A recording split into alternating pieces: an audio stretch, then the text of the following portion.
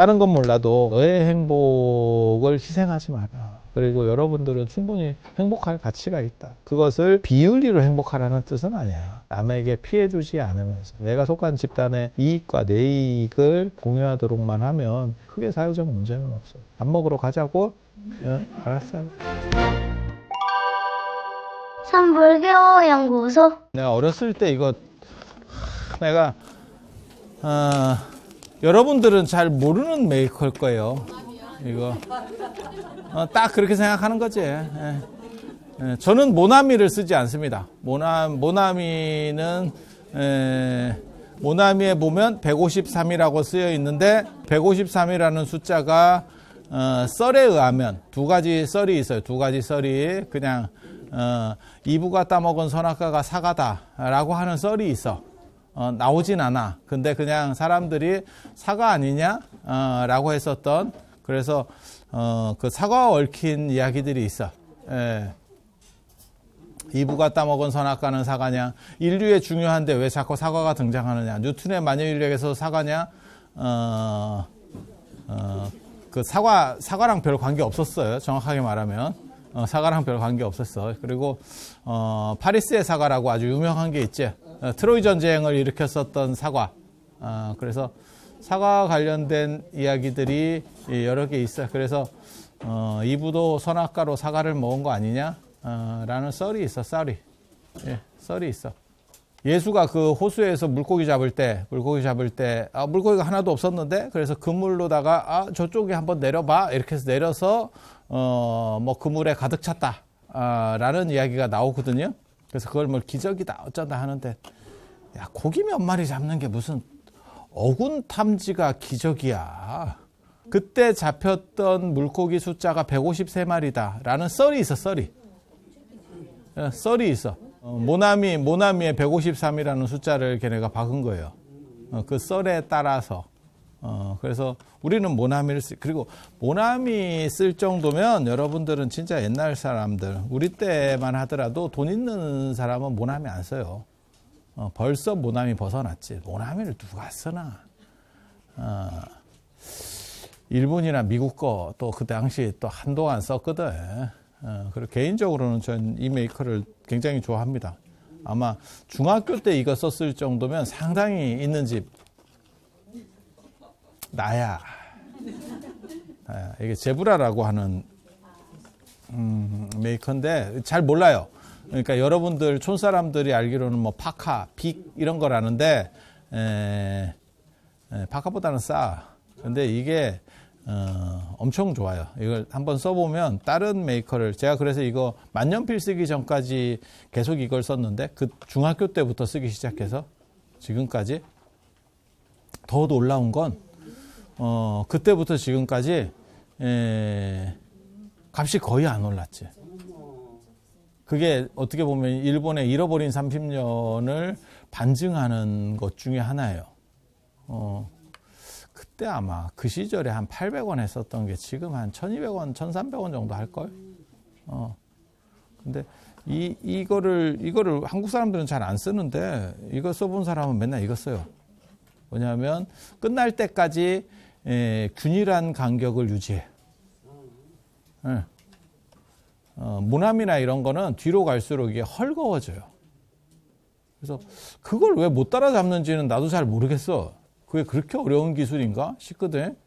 근데 그리고 볼이 빠지는 경우들이 있고, 근데 이건 볼도 안 빠지고 아주 좋아해. 영국 파운드하고 유로하고, 아니 나 파운드를 잘 몰라요. 정확하게 말하면 파운드 뭐 영국하고 미국하고 그 캐나다하고 뉴질랜드하고 호주가 이게 한 팀이고 유럽이 한 팀이에요.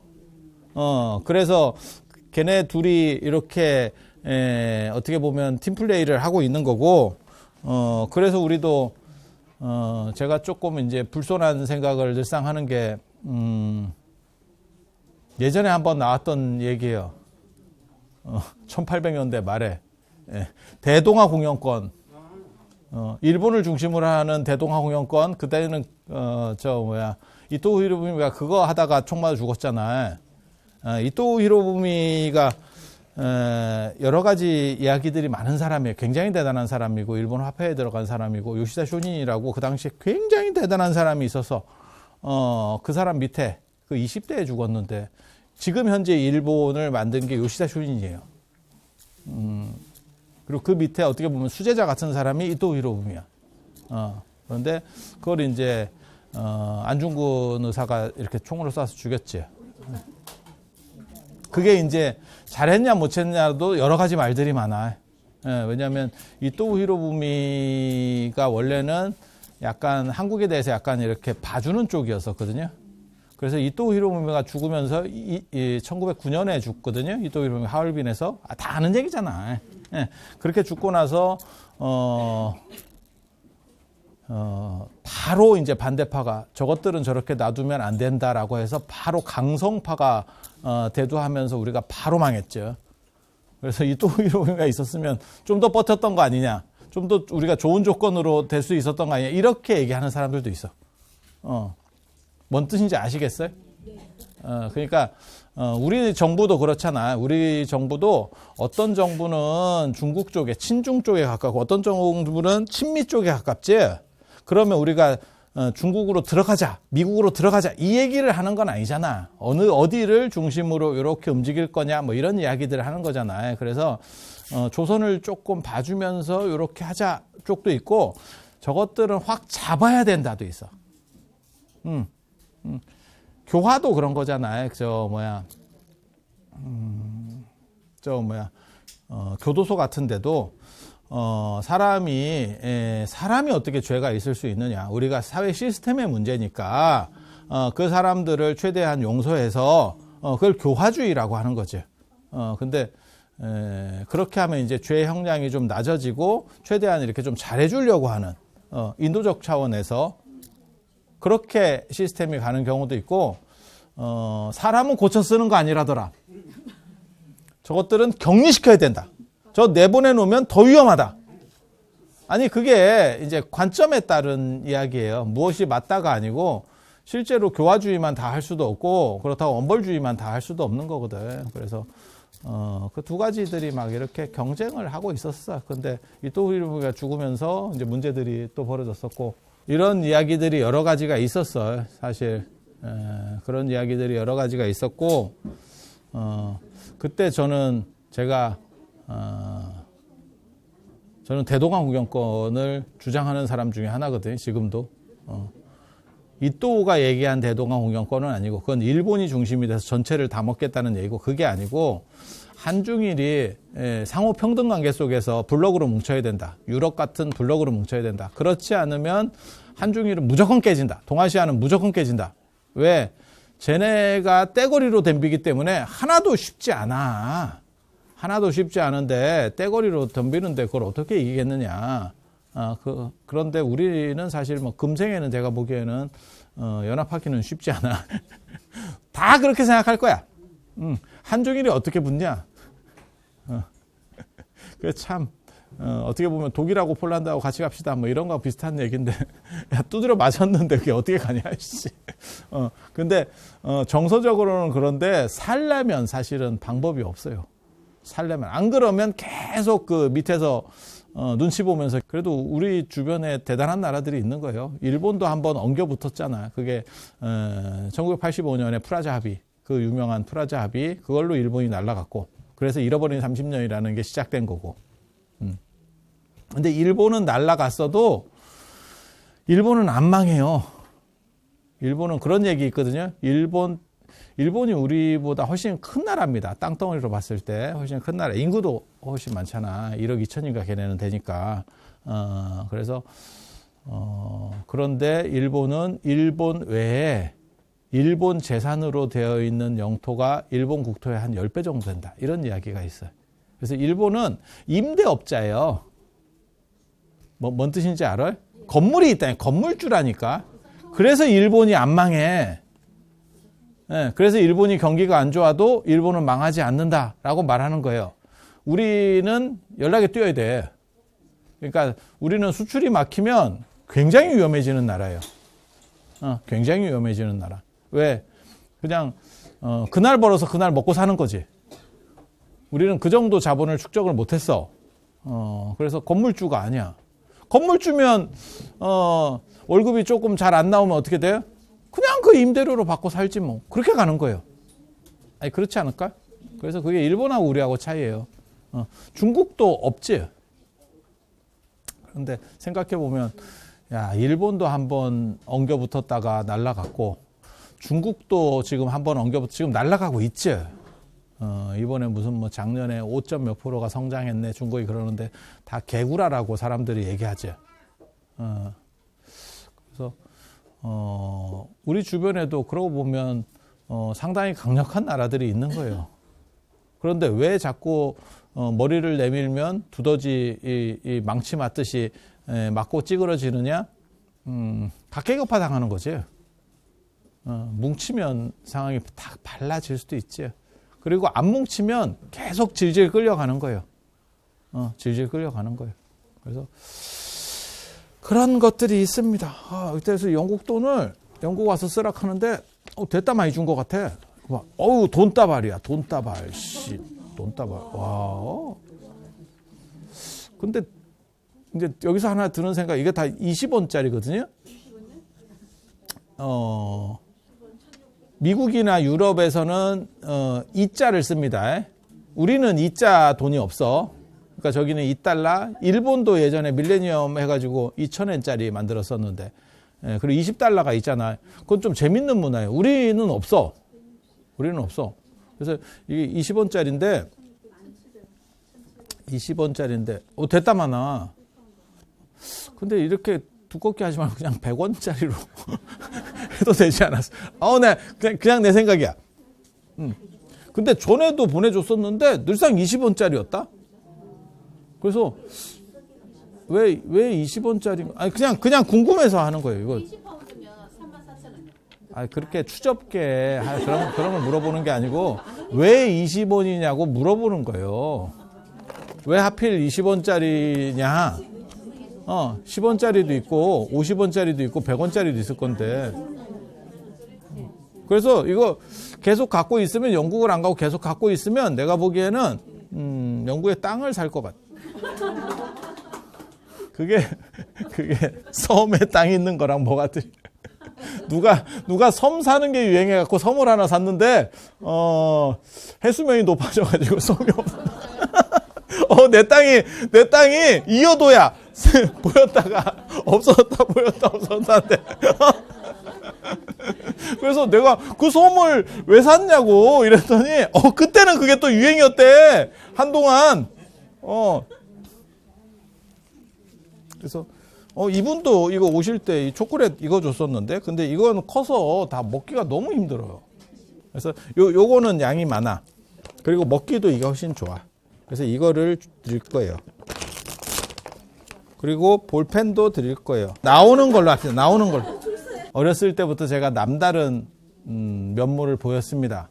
어렸을 때부터 제가 우겨서 음력 생일과 양력 생일을 찾아 먹었었는데, 그 남다른 면모를 보일 때 우리 어머니께서 저놈이 좀 제정신인가 이런 생각을 했는데, 아마 지금 이런 걸 보면 이게 초지일관하구나, 상태가 이상한 게 아니고 저게 본래 모습이었구나. 보통 스님들 같은 경우는 이런 걸 하면 이런 걸 굳이 해야 되나, 이런 거는 별로 바람직하지 않다 라고 하지만 우리는 그렇지 않습니다. 우리는 그렇지 않습니다. 이게 문화라는 걸 몰라서 그래요, 사람들이. 문화라고 하는 게 의미를 붙여서 재미롭게 가는 게 문화지. 야, 그럼 뭐 결혼식은 뭐 특별한 뭐 있어? 아니, 돈만 많이 쓰고 막말로 얘기해서 그런 거 아니요?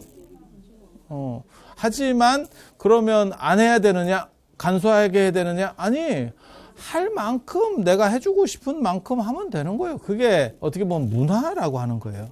그래서 문화는 어떻게 보면 인간만이 누릴 수 있는 향유 가치고, 그게 행복 가치예요. 그래서 소소한 것들을 많이 만들어 나가는.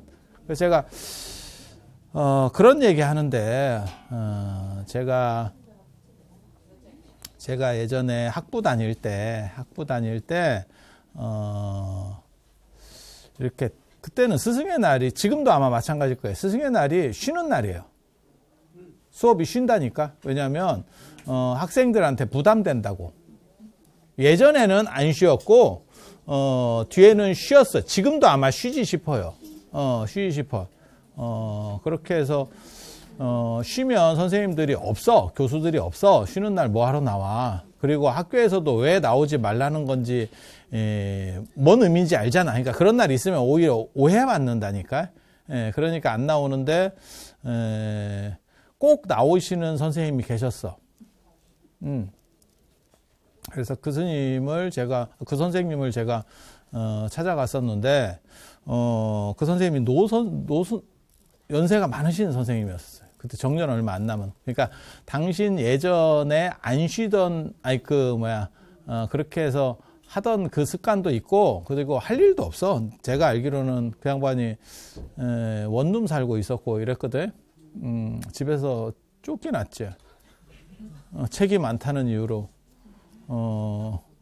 보살님이 책이 냄새나니까 갖다 좀 버리라고 이렇게 했는데 책을 버릴 수가 없고, 그래서 책과 더불어서 원룸에서 어떻게 고시촌 같은 식으로 산대. 가본 애들의 말에 의하면 딱 누울 자리만 딱 있고, 다 이렇게 그냥 당신은 못 버리고 부인 입장에서는 짜증이 나는 거예요. 저놈의 영감쟁이 막 이러면서 또 이제 그렇게 하면 이제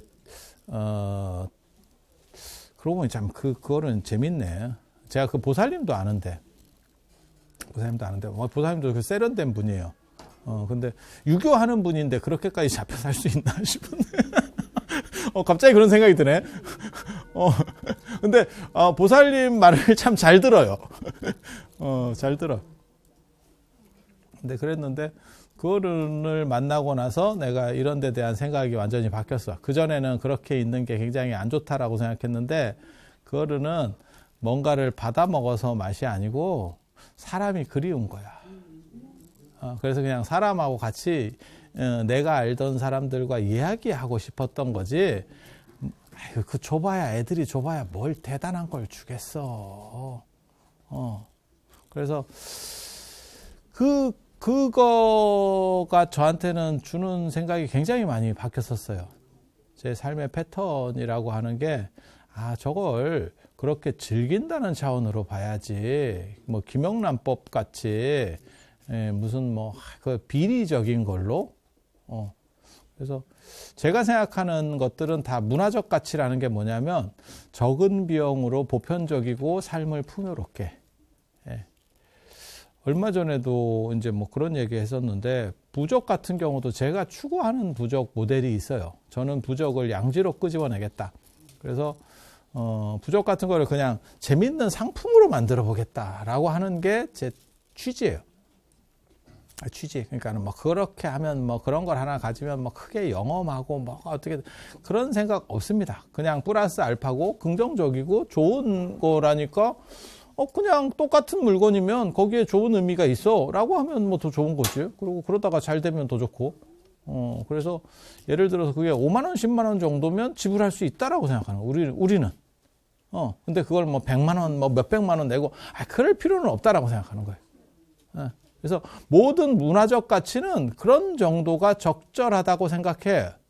그러니까 우리가 영화를 보는 것도 그런 거고, 사실은 어디 가서 음악 공연을 보는 것도 그런 거고, 물론 더 비싸면 더 좋을 수도 있어. 하지만 어느 정도가 돼서 그게 대중의 정서를 안정시키고, 그 다음에 사람을 즐겁게 해줄 수 있으면 그거야말로 올바른 가치라고 생각해요. 왜 필요 없는 거냐? 사실 문화적인 거는요, 어떻게 보면 전부 다 필요 없어요. 한 번 더 생각하면 영화나 드라마 다 허구라니까, 구라라니까.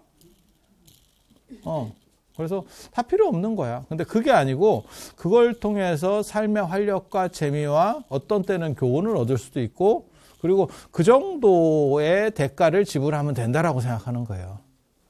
그래서 주술적인 거나 이런 것들도 저는 생각이 완전히 달라요. 그냥 양지로 끄집어내서 세상에 뭐 하나 가졌다고 그래서 인생이 180도 바뀐다라고 하는 거는 존재할 수 없어요. 우리 이것도 마찬가지잖아요. 여기다 눈 하나 찍고 내 결심을 다지면서 이걸 세워놓고 나는 넘어지지 않고 가겠다, 이 결심을 계속 하는 거예요. 보면서. 거기서 본질적으로 큰 힘이 나오는 거지. 이거에다가 야, 이 인형에 눈 하나 찍었다고 진짜 뭐 인생이 어떻게 바뀌겠어. 근데 그렇게 하면서 바꿔가는 거예요. 담배 피던 사람이 담배를 어떻게 끊느냐? 내가 결심을 반복하면서 끊는 거예요. 아, 그렇지 않아?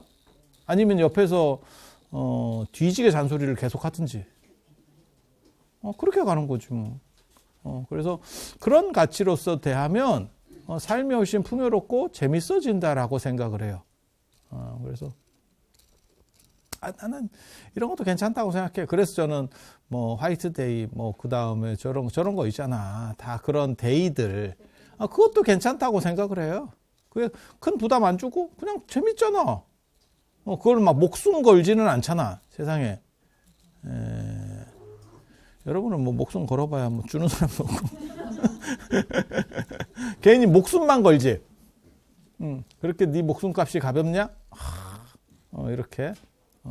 그래서 몰라. 저는 문화에 대한 생각이 훨씬 좀 달라. 그리고 제가 생각하는 이 문화적 개념이 놀랍게도 순자의 개념이에요. 삶을 풍요롭게 한다. 그것은 허구지만 그 자체로 삶을 풍요롭게 한다. 근데 그게 예술에도 통하는 얘기거든. 모든 예술, 그림, 조각 다 마찬가지예요. 다 허구예요, 허구. 허구지만 그것을 통해서 삶이 풍요로워진다면 그것은 충분한 가치가 있다. 그래서 몰라. 제가 저 같은 경우는 모든 비방 뭐 이런 것들을 다 껍질을 벗겨낼 거예요. 제가 살아있는 동안에는 계속 그런 거를. 그래서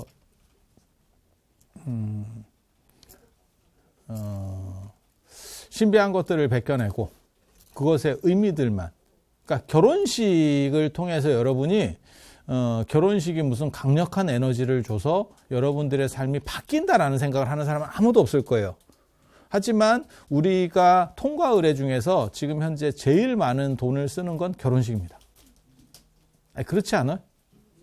장례식도 결혼식만큼은 안 쓰잖아. 결혼식이 어떻게 보면 달릴 수 있는 최대치로 달리는 거예요. 그 집에서. 맞잖아요? 그래서 예전에는 뭐 부주 거두려고 한다도 있지만 요즘은 부주에서 밥값도 안 나왔어요도 있어. 밥을 좋은 거 사줘가지고 아니 맞잖아. 뭐 5만 원 내고 가면 야 밥값이 7만 원이야. 뭐 이것도 있어. 그래서 그렇게 하는 이유는 뭐냐? 그것을 통해서 문화적인 향유를 하기 위한 거지. 그래서 그렇게 생각을 해보면 이게 문화력이라고 하는 거거든. 그래서 예전에 제가 개인적으로 저는 이승만 대통령은 내가 싫어하고 원래 그 양반은 사람을 너무 많이 죽였고 우리 국민 자체를 상대로 해서 너무 안 좋은 행동을 했어요. 제가 늘상 얘기하는 거 있어. 나의 이익이 내 원칙이에요. 이게 내 이익이 나는 이익을 추구하는 사람이라니까. 나는 이타적이거나 이런 사람은 아니에요. 이익을 추구하는 사람이지만 내 이익이 내가 속한 집단의 이익과 충돌하지 않도록 하라. 그러니까 내 집단에 피해를 안 주면서 이익을 취하라는 얘기예요. 그리고 한 발 더 나아가서 내 이익이 내가 속한 집단의 이익에 쉽게 말해서 발전과 부합하도록 해라. 그러니까 내가 이익을 보되 플러스로 나보다 더 많이 내가 속한 집단의 이익을 주라는 거예요. 그러니까 내가 회사원이야. 그러면 내가 거기서 회사에서 월급을 받으면 그것보다 더 많은 일을 해주라는 거예요. 그 돈보다 더 많은 월급을 째비면서 살지 말고 그렇게 해야 전체적으로 판이 커지면서 삶이 보람벽으로 가는 거예요. 제가 원래 그런 거 굉장히 중시하는데 이승만 대통령은 사실 그런 사람이 아니에요. 그래서 저는 이승만 대통령 같은 사람, 그 사람을 우파라고 하는데 나는 그게 우파인지 모르겠어. 나는 그 사람을 우파라고 생각해 본 적이 없거든. 그냥 나쁜 사람이라고 생각을 했지 한 번도 우파라고 생각해 본 적도 없어. 그래서 아니야. 그 여러 가지가 있어. 한강 인도교 끊는 사건도 있고 뭐 여러 가지 사건들이 있지만 딴 거는 다 어떻게 보면 정상 참작이 조금이라도 될 수가 있어. 왜? 상황이 좀 애매했었거든. 그러니까는, 여순 사건이라든지 제주 4.3 사건이라든지 이런데 실제로 북한과 관련된 부분들이 있었어. 그거를 너무 과잉진압해서 문제가 됐던 거예요. 그러니까 한 대 맞았는데 10대를 때리면 될 거를 100대를 때렸어. 아니면 상대를 죽였어. 지금 그런 사건이거든. 그래서 그게 과잉과 관련된 사건이었고, 제일 나쁜 거는 제일 안 좋은 사건은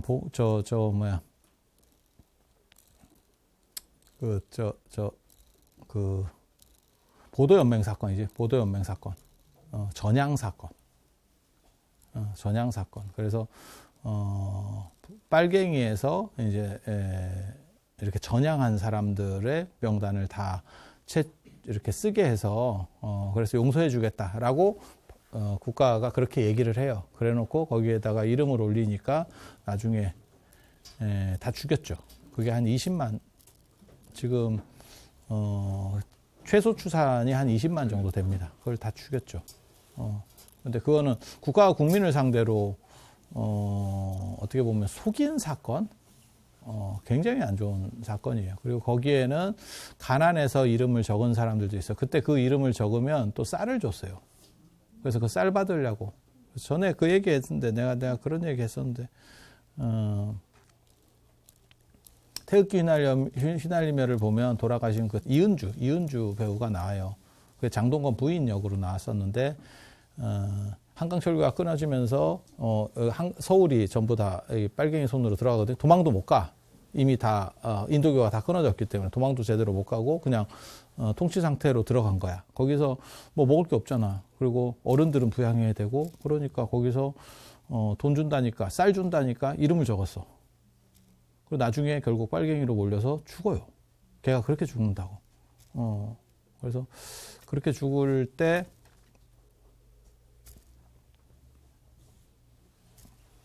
그 사건으로 죽을 때 참, 나는 그 영화를 굉장히 높게 보는데, 굉장히 재밌게 봤었는데, 그때 그 장동건이 이렇게 네가 진짜 빨갱이 아니냐? 장동건은 국군이었거든. 국군역이었거든. 그래서 네가 빨갱이 아니냐라고 의심을 하니까 마지막에 이은주가 죽으면서도 오빠가 나를 못 믿냐? 이런 식으로 네가 나를 못 믿냐는 쪽으로 계속 하다면서 끌려가. 그렇게 가는데, 그런 식 사람들이 많이 얽힐 수밖에 없는, 그때 약간 좀 떨어질 때거든, 전체적으로. 그리고 먹고 살 게 없으면 사람이 수치가 없어져요. 그러니까 가난의 가장 큰 문제가 부끄러움을 모르게 하거든. 그래서 교육에서 제일 중요하게 여기는 게, 공자 같은 경우는 그렇게 봐요. 부끄러움을 알게 해야 된다. 근데 부끄러움은 어느 정도 밥술이나 떠야 부끄러움을 알아. 그러니까 가난한 사람이 비리적으로 간다면 그 사람을 꼭 돌을 던질 수 있느냐에 대한 게 사실 윤리적인 게 있는 거거든. 왜? 가난한데, 야, 지금 내가 내 자식이 지금 병으로, 아니면 내 부모님이 지금 병으로 해갖고 병원비도 못 내는데 누가 나한테, 내가 세무공무원인데 찔러준대. 야, 그러면 그게 정상 참작 가능성이 있는 거예요. 왜? 환경이 안 좋으니까. 그래서 우리가 그 내용이 그거잖아. 레미제라블. 진짜 가난해서 빵을 훔친 장발장을 어떻게 볼 거냐에 대한 논점이었었잖아요, 그게. 그래서 너무 가난하면 부끄러움이 없어져. 그래서 그게 어떻게 보면 인간의 본질에 대한 문제인데, 그래서 어느 정도 이상은 끌려줘야 되고, 공자도 그렇게 얘기해요. 그리고 교육을 시켜야 된다. 교육을 통해야만 사람이 자기를 조절할 수 있기 때문에. 그래서 교육도 시키지 않고 사람들에게 무언가 힘든 거를 요구하는 거는 그 사람들을 죽이는 거다. 라는 이야기를 하거든요. 저는 그런 거에는 굉장히 동의를 하는 사람이에요. 그래서 국가가 국민을 상대로 사기를 쳤었고, 그리고 그때 일반인도 많이 들어가 있었는데 그 사람들을 다 죽인, 너무 좀 안타까운 사람. 지금 같으면 뭐 난리가 났을 거예요. 지금은 4.3 뭐 이런 것만 갖고도 다 난리가 나는. 지금 만약에 그런 사건이 터졌으면 대통령이 하야해야죠. 야, 세월호 갖고도 하야가 나는데, 4.3 여순 뭐 이런 거 하나만 갖고도 하야할걸. 그런데 그때 그렇게 그래서 저는 이승만을 나쁘게 평가하는 이유가 뭐냐면 자기의 이익을 위해서 국민을 빨아버리는 사람이에요. 그래서 안 좋게 보는 거예요. 그에 비해서 저는 뭐 전두환 대통령이나 박정희 대통령도 그렇게 긍정적으로 평가하지는 않습니다. 그건 내 개인적인 거고 하지만 그분들에게는 정상 참작의 여지가 있다라고 봐요. 왜? 경제는 잘했거든. 그거는 높이 평가를 해주거든. 경제는 그게 그 어른들이 어떻게 보면 기반을 다진 거지. 물론 경제만 가지고 사람이 말할 수 있느냐라고 하는 논점도 있어. 하지만 너무 그때는 우리가 힘들었었지. 그러니까 그거라도 풀어준 게 굉장히 고마운 거지. 아니 그렇지 않아요? 그게 지금까지 존재하는 어떻게 보면 박정희 대통령에 대한 향수고 그 박정희 대통령에 대한 강력한 향수가 있었기 때문에 박근혜 대통령도 나올 수 있었던 거지. 그 배경이지. 만약에 그게 없었다면 굉장히 특이한 케이스거든요. 왜냐하면 지금 우리나라의 대통령이 굉장히 여러분이 계시지만 그중에서 2세가 이렇게 정치인으로서 이렇게 대두한다는 거는 없었잖아. 제대로 나온 분이 없었잖아. 시도는 여러 번 했었지. 뭐 김대중 대통령 아드님도 그렇고 김영삼 대통령 아드님도 그랬고 이렇게 시도들은 했지만 다 들어가셨지. 갔다 오셨지. 그래서 상황에 따라서 생각은 해볼 수 있어. 근데 저는 박정희 대통령이 그때 그 새마을 운동이나 이런 걸 벌릴 때 문화적인 거를 너무 밀어붙였어. 그래서 한국 문화가 많이 쇠퇴했어요. 그 부분에 대해서는 문제점이 있다라는 생각을 해요.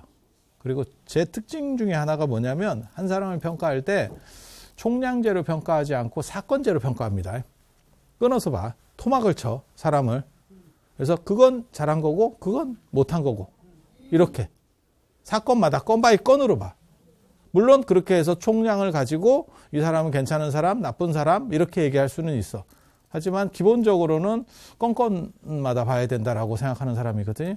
그래서 그렇게 문화적인 거는 새마을 운동을 하는 과정에서 그게 많이 없어졌어요. 그때는 그게 미신이었고 쓸모없는 짓이었다라고 생각을 했던 거야.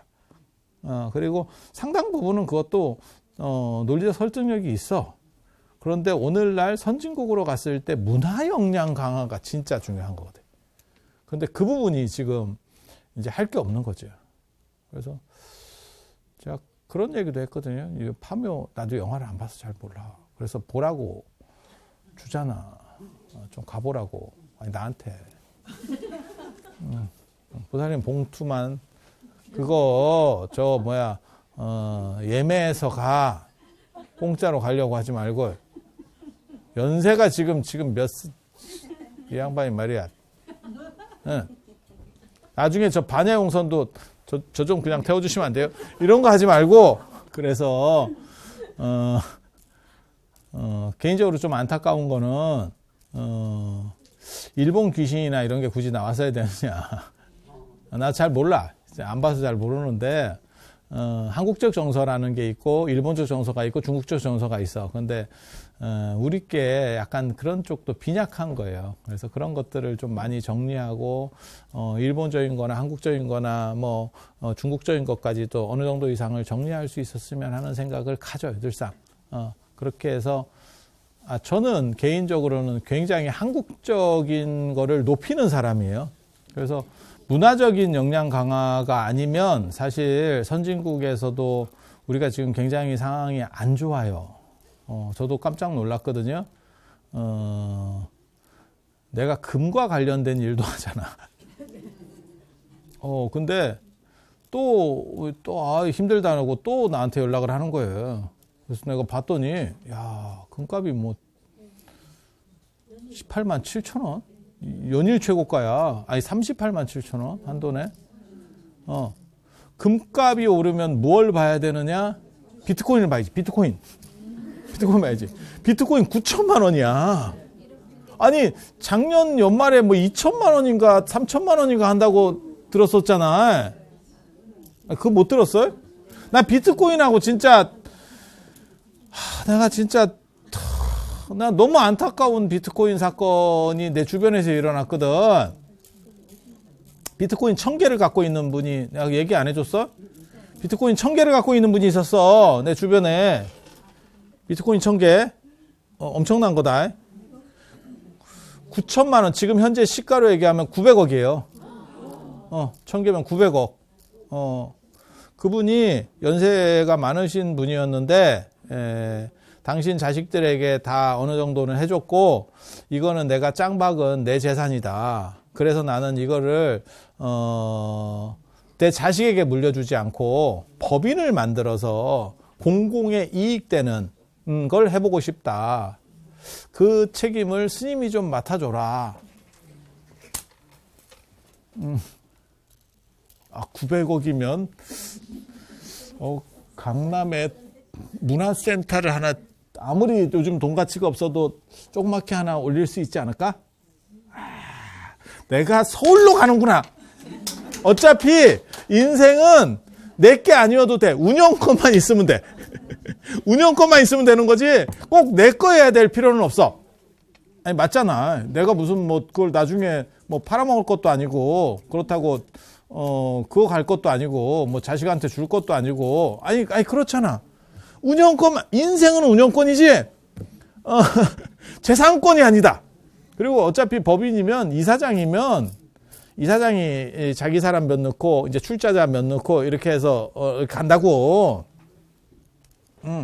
그래서 스님이 그런 걸 잘할 수 있겠다. 거기까지 참 좋았지. 나는 이런 일들이 있을 때 크게 기대하진 않아. 사실 기대하진 않아. 왜 내 인생에서 여러 번 이 정도 큰 사이즈는 아니지만 뭐 있었어. 절 줘준다 뭐 한 번도 된 적이 없었기 때문에 기대하지 않아. 제가 얘기했잖아.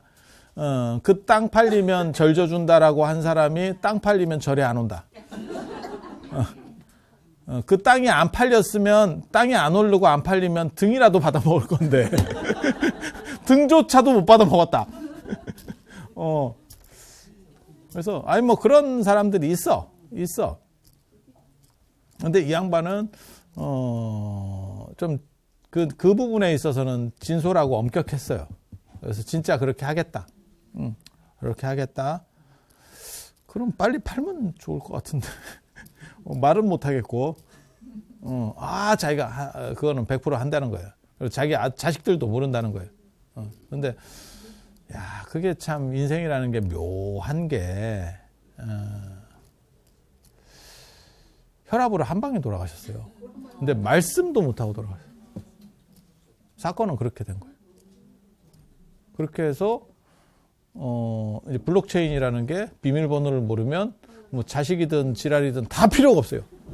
은행은 제가 아들입니다. 제가 상속입니다. 이러면, 돈을 주거든. 돌아가셨으니까, 어른이. 아니, 맞잖아. 근데 저 비트코인은 지 죽으면 끝이다. 당사자가 죽으면.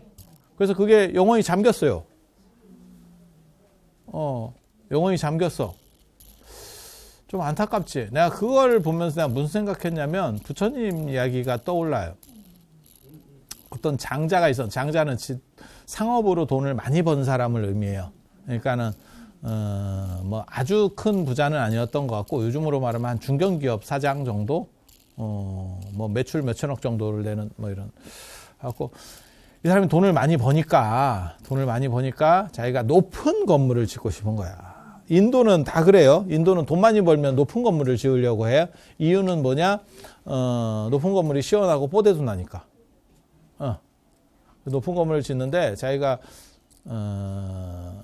그게 돈이 많이 들어가니까 자기가 자꾸 공사하는데 이렇게 와서 보는 거야.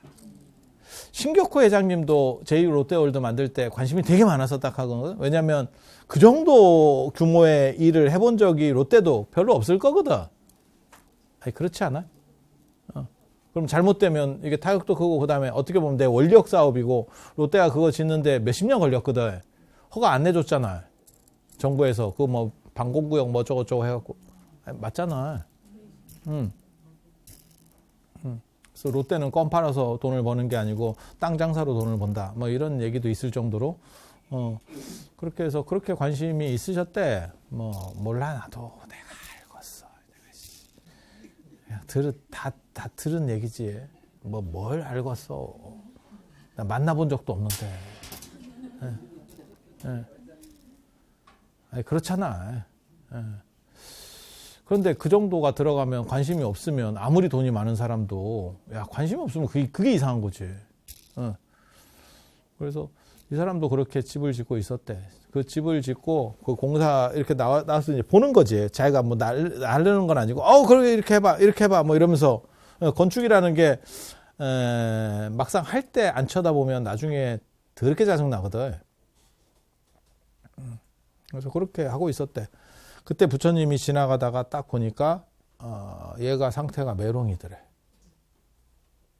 이 사람은 굉장히 괜찮고 알아들을 만한 사람인데 상태가 메롱이라는 뜻이 뭐냐면 얼마 안 남았대.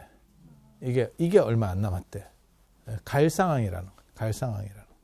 그래서 당신이 내 얘기를 좀 들어볼래요? 나랑 얘기를 좀 해보실래요? 이렇게 해서 접근을 합니다. 그랬더니 그 양반이 몇 마디 하다가 굉장히 괜찮네요. 이러면서 당신과 나도 얘기를 하고 싶습니다. 그런데 내가 지금 이게 바쁘니까 요 일만 끝나고 제가 찾아가겠습니다. 이렇게 했대. 이거 건물 짓는 것만 마저 하고 제가 가서 부처님 얘기를 잘 듣고 해보겠습니다. 이렇게 그것까지 얘기했대. 그래서 내가 부처님이 뭐라고 말씀하시냐면 시간이 별로 많지 않을 겁니다. 이렇게 이제 암시를 줘요. 근데 이 사람이 괜찮습니다. 이렇게 해서 끝까지 뻗댑니다. 그리고 나서 부처님과 헤어지고 나서 이 사람이 건물 쳐다보다가 위에서 떨어진 기와에 맞아서 죽어요. 나중에 결국. 그리고 나서 끝났어요. 인생 끝이야. 그래서 이게 이제 그 초발심 자경문에 나오는 그 얘기지. 100년 간탐은 1조진이다. 100년 탐물은 1조진이다. 그래서 100년 동안 아낀 거는 한 방에 날아가는 거고 3일 수심은 천재보라고 나오거든요. 3일 동안 마음 닦은 마음은 천년의 보배가 되고 왜? 그것은 그 마음 자세를 바꾸는 거기 때문에 죽은 뒤에도 나를 따라가니까 천년의 보배가 된다는 거예요. 그러니까 사람이 어떻게 생각하느냐, 어떤 관점을 가지느냐라고 하는 것은 그 사람을 계속해서 따라가요. 그러니까 제가 그런 얘기 하잖아요. 여러분들의 외모나 가족 구성이나 가족들이 있을 거 아니에요. 그 다음에 뭐 재산이나 사회적 지위나 꿈만 꿔도 따라가지 않는다. 죽은 뒤는 둘째치고 잠만 자도 따라가지 않아. 잠자서 그 남편이 그 남편으로 안 나옵니다. 물론 나올 때도 있어. 근데 바뀔 때도 있어. 가족은 둘째치고 내 모습이 바뀔 때도 있어. 근데 잘 때도 그러는데 죽은 뒤에는 어련하겠어요? 어련하겠어요? 그런데 내가 가지고 있는 생각들, 사고방식, 그래서 제가 그 얘기 하거든요. 한국 사람은 꿈속에서도 한국말 한다. 꿈속에서 영어 하느냐? 못한다. 못한다. 걸어 다니는 사람은 걸어 다닌다. 꿈속에서 날을 수 있을 것 같냐? 못 나른다. 벽으로 통과하냐? 못 통과한다. 딱 내가 생각하는 그 사고방식은 꿈속에서도 그대로 유지된다. 그 얘기는 뭐냐? 죽은 뒤에도 그건 갖고 가는구나. 그래서 그게 죽은 뒤에 갖고 갈 수 있는 재산의 문제거든. 그게. 죽은 뒤에 우리는 무엇을 갖고 갈 것이냐? 그리고 지금 내가 가진 것 중에서 놓고 갈 거는 뭐냐? 그걸 이제 안배를 해야 되는 거예요. 그러니까 부자가 그 얘기 있거든요. 이제 비트코인이나 이런 쪽에 몰빵한 여러분들은 제가 비트코인을 못할 거라고 생각을 합니다. 왜? 어떻게 사야 되는지를 잘 몰라. 보통 사람들은. 그래서 그런데 몰빵하는 사람은 진짜 이제 야수의 심장을 가진 대단한 사람들이고 이제 부자들의 포트폴리오라고 하는 게 있지. 그러면 뭐 채권, 뭐 달러, 그 다음에 뭐 금융, 그 다음에 뭐 주식, 뭐 이런 쪽으로 해서 다 분산을 해요. 그렇게 해서 전체 위험 요소를 줄이면서 이렇게 가는 거지. 그래서 평타로 몇 프로 이상을 남긴다. 보통 이제 전문가들에게 의뢰를 하면 그런 식으로 짜줍니다. 뭐 그러지 않을까? 한쪽에 몰빵하세요. 이랬다가 절단 나지. 이제 개쩌리들은 한쪽에 몰빵하는 거예요. 왜냐하면 분산은 뭐 다 합쳐봐야 얼마 되도 않는데 뭘 분산을 해. 예, 그게 쩌리의 자유지. 그리고 쩌리는 잃어도 빚만 내서 안 하면 뭐 조금 속이 쓰리긴 하지만 그렇게 큰 타격은 없어요. 그게 쩌리만이 누릴 수 있는 행복이야. 행복하시죠? 행복하시죠? 그래서 그런 거거든. 그렇게 해서 이렇게 원래는 분산을 해야 되고 그 분산 대상에서 뭐가 있느냐? 나에 대한 부분, 가족에 대한 부분, 그 다음에 내 삶에서 내 삶에 대한 부분, 그 다음에 이제 나에 대한 부분도 여러 종류들이 있는 거예요. 외적인 부분, 내적인 부분, 그리고 가지고 갈 수 있는 부분. 이런 것들이 사실은 분산돼야 돼. 그리고 그 분산이 어느 정도 나이가 됐을 때도 제대로 분산되지 않으면 한 방에 위험한 일을 닥쳐요. 나는 그분한테 내가 친했으면 그 얘기를 했을 수도 있거나, 근데 내 성격에는 아마 끝까지 못했을 거예요. 그 말을 못했을 거야. 만약에 나한테 네가 관리해줬으면 좋겠어라고 나한테 안 하고 다른 사람한테 했으면 내가 그 얘기를 했을 거예요. 옆에서. 다 한꺼번에 기다리지 말고 일부라도 팔아서 시작을 하세요. 그 얘기를 했을 건데 나한테 위임을 한다 하는데 내가 그 말을 하면 저 자식이 나를 못 믿어서 일단 빼려고 한다. 이런 느낌을 줄 것 같아. 그리고 제가 저는 돈을 좋아하지만 돈 얘기를 대놓고 못 합니다. 그래서 제 주변에서 나 대신에 돈 얘기를 해주는 사람을 되게 좋아합니다. 왜냐하면 우리는 약간 가오가 있다라고 생각하는 사람이기 때문에 그거 대놓고 막 얘기하는 사람들도 있어. 나는 그런 사람이 약간 좀 떨어진다라고 보거든. 약간 추접게 씨. 아니, 솔직한 게 아니고 뭐 있어. 절이나 이런 데도 그래요. 있어. 그래서 뭐 그런 게 있어. 그래서 그 양반을 보면 되게 안타까운 게, 진짜 100억도 큰 돈이요. 있는 분한테는 모르겠지만 개쩌리들한테는 100억도 어디 뭐 언감생심 만져볼 수도 없는 돈이에요. 아무리 세상이 뭐 어떻게 되고 뭐 서울의 집이 평균이 10억이에요. 그건 그래서 우리가 서울의 집을 안 사잖아. 그치?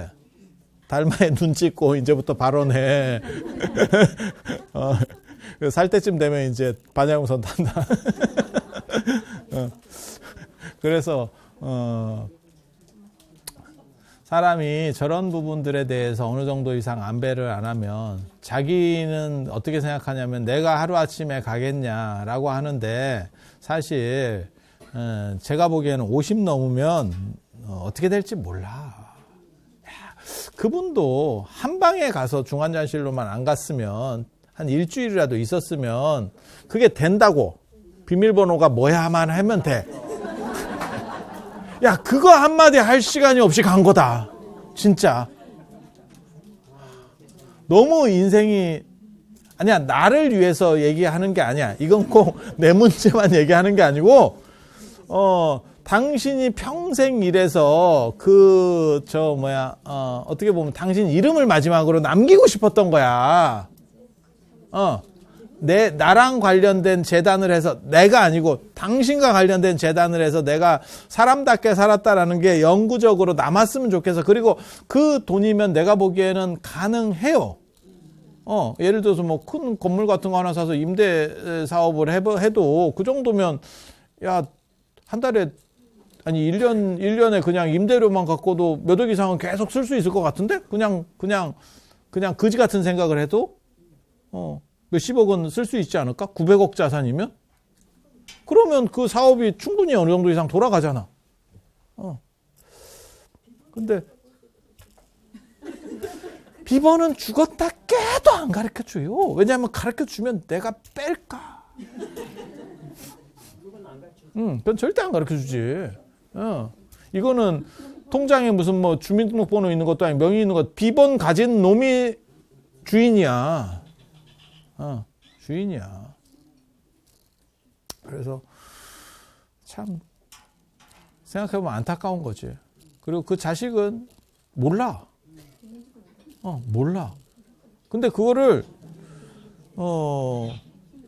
아니 누가 그러더라고. 그걸 자식한테 얘기해서 비슷한 비번이라도 알아내서 한번 쳐봐야 되는 거 아니냐. 그래서 내가 그렇게 될 일이 아마 없을 거다. 그리고 그건 자식이 알면 너무너무 기분이 나쁠 거다. 도대체 얼마를 자식들한테 줬는지는 나 잘 모르겠는데 그 돈이라고 하는 게 많다고 만족하는 게 아니에요. 많은 사람들끼리 더 싸움이 나는 경우들이 많거든. 그게 재벌가들 뭐 이런 분들 보면 이렇게 막 서로 보지도 않잖아. 그래서 이병철 회장님 같은 경우는 그거 뭐 제사 지내면 아침에 오고 뭐 오후에 오고 뭐 이런다는 거 아니오. 이게 무슨 내 생일하고 똑같네. 몇 번 챙기는데?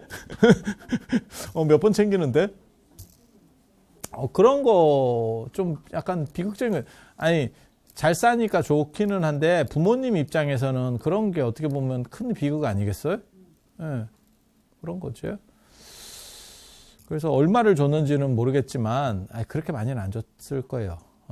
이거는 당신이 어떻게 보면 꿈쳐둔 거거든. 당신 원력을 위해서. 그러니까 자기한테 분배한 어떻게 보면 자기 지분인 거지. 네. 네. 그래서 그 사실을 알았을 경우에 굉장히 자식 입장에서는 자식이 죽을 때까지 아버지에게 서운함을 가질 수 있어요. 그래서 제가 그런 거 하지 마라 이랬거든.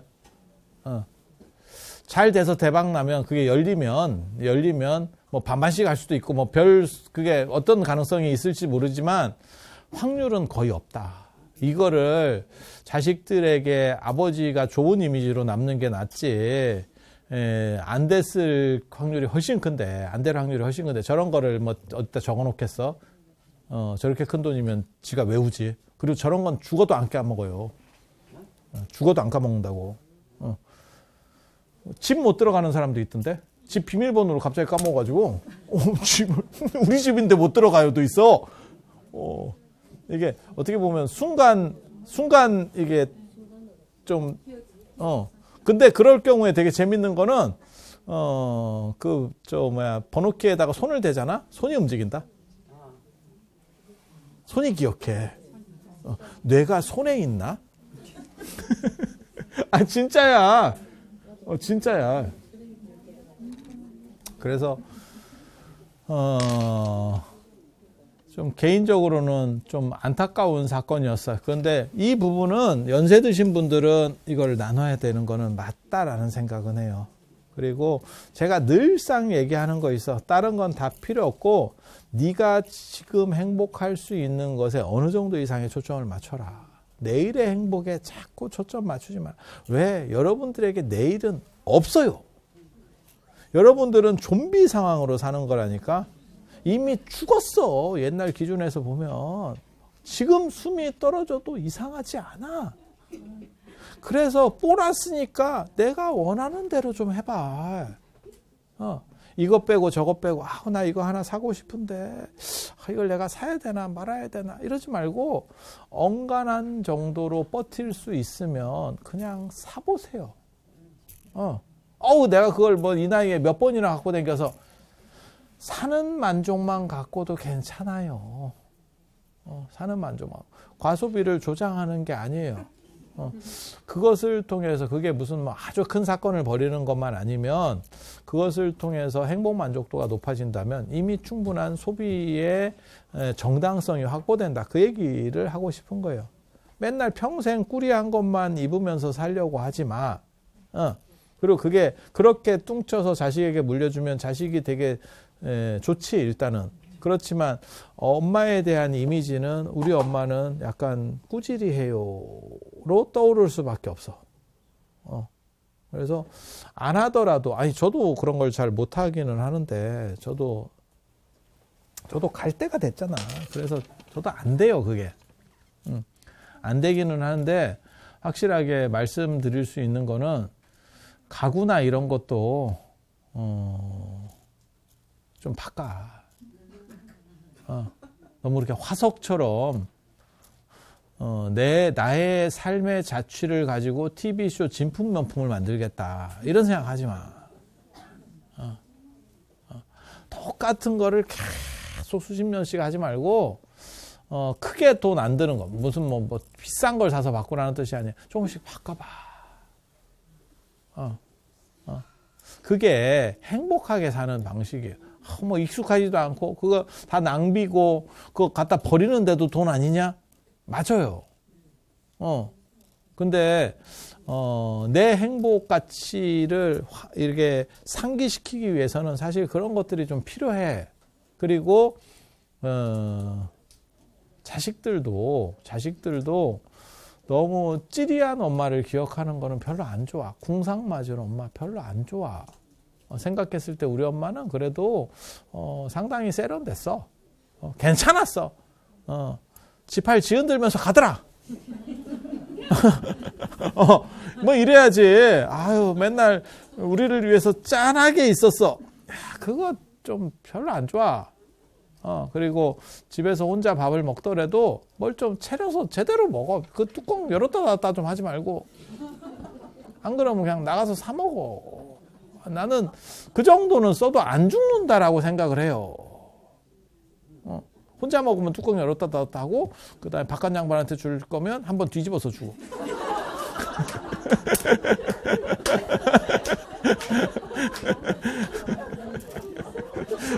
이거.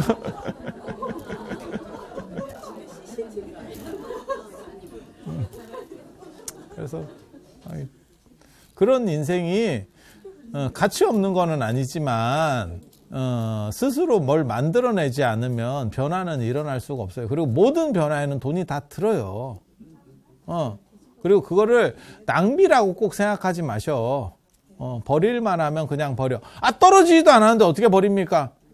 지금은 떨어져서 버리는 시절, 못 써서 버리는 시절이 아니에요. 그리고 국가적으로도 그렇게 좀 사줘야 경기가 돌아가. 금값하고 왜 비트코인이 이렇게 오르는데, 이거는 시장이 굉장히 불안정하다라는 뜻이에요. 그래서 안정자산인 금으로 가는 거예요, 돈이 지금. 지금 며칠 사이에 뭐 거의 15,000원 이상이 올라버렸거든. 쭉쭉쭉 올라가. 지금 전쟁보다도 더 상황이 안 좋다는 거예요, 지금. 안 좋다는 거예요. 그리고 그런 쪽 자산들이, 그러니까 우리가 알고 있는 자산들의 불투명성이 높아지니까 비트코인 같은 것도 올라가는 거예요. 야, 세상에 뭐 2, 3천 하던 게 갑자기 몇 달 만에 9천이 됐어요. 난 상상도, 그러니까 쩔인 거지. 상상을 할 수 있었으면 샀겠지. 나는 늘상 그렇게 생각했거든. 저런 거는 가상화폐는 가상이니까, 저건 그냥 뻥튀기 아니야? 그리고 맨날 그 터지는 게 그거거든. 뭐 루나 사태, 뭔 사태, 뭐 이래가지고, 뭐 누가 해먹고 날랐어요. 폰지 사기예요. 뭐 이러면서, 돌려막기 하다가, 갑자기 증발하고, 뭐 이런 걸 너무 뉴스에 많이 나와서, 제 식견이 짧은 겁니다. 제 식견이 짧은 겁니다. 가상화폐를 사라고 권하는 거 아닙니다. 그런 거는 너무 위험한 거기 때문에 어른들은 손대면 절대 안 돼요. 그거는 젊은 애들이 소액 갖고 하는 그런 거지. 그래서 이 배분이 연세 드실수록 더 어느 쪽으로 배분할 거냐에 대해서 잘 생각해야 돼요. 그리고 여기에서의 배분도 중요하고, 그러니까는 내 가족이나 관계들, 주변, 나, 그리고 내가 나중에 갈 때 가지고 갈 재산, 이런 배분도 중요하지만 이것을 관통하는 가장 큰 키워드는 현재의 행복이에요. 그래서 제가 그런 얘기 하잖아. 다른 건 몰라도 너의 행복을 희생하지 마라. 그리고 여러분들은 충분히 행복할 가치가 있다. 그것을 비윤리로 행복하라는 뜻은 아니야. 남에게 피해 주지 않으면서. 그리고 제가 아까도 얘기했잖아요. 내가 속한 집단의 이익과 내 이익을 공유하도록 공유하도록만 하면 크게 사회적 문제는 없어. 밥 먹으러 가자고? 알았어. 다 알고 있어. 나도 이제 신기가 있어서 영물이야. 얼굴만 보면 내가 다 알아요. 그러면 오늘은 이상하고 다음 시간에는 붓다로드 이거 책을 할 거예요. 자, 들어줘서 감사합니다.